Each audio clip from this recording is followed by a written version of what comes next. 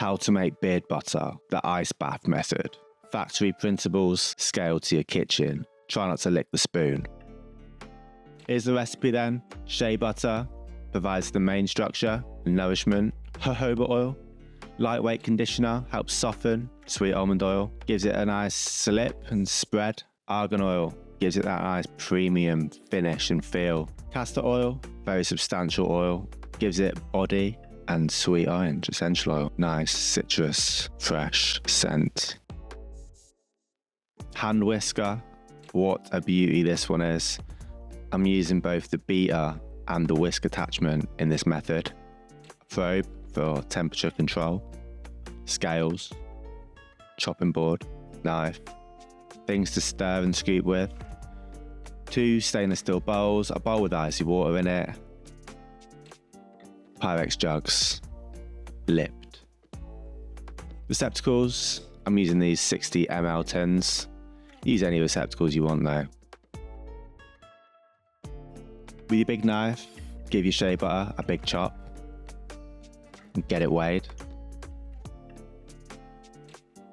Shift the shea and weigh the jojoba and the sweet almond oil and the castor oil and the argan oil and the essential oil. Pour down a stirring utensil. I'm using sweet orange. Double boiler, boiling water goes in the pan, ingredients go on top. We're gonna melt now until fully clear, no cloudy bits. I try and make these videos as succinct as possible, so I've got this clip on 10x speed. Sometimes we're gonna have to just grind through it while ingredients melt. Get my big chopper in there to make the bits smaller. Give it a good stir. Medium heat, nothing crazy. In goes the castor oil. Yeah, you don't want to scorch it. So you're taking off the heat. Give it a nice little stir now. Probe.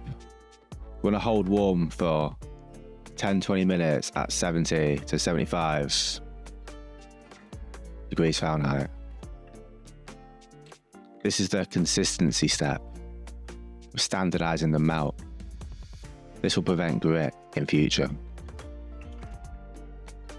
Ice bath, cold water, bit of ice. On goes the mix. Stir and scrape the edges, they'll thicken first. Pull edges to the middle. You want to stop at the custard stage, opaque and thick. Whip in 2 phases. Beat is to build structure, and then the whisk to fluff. In goes the essential oil at this point. Mix that through with your stirring utensil. Give it another beat.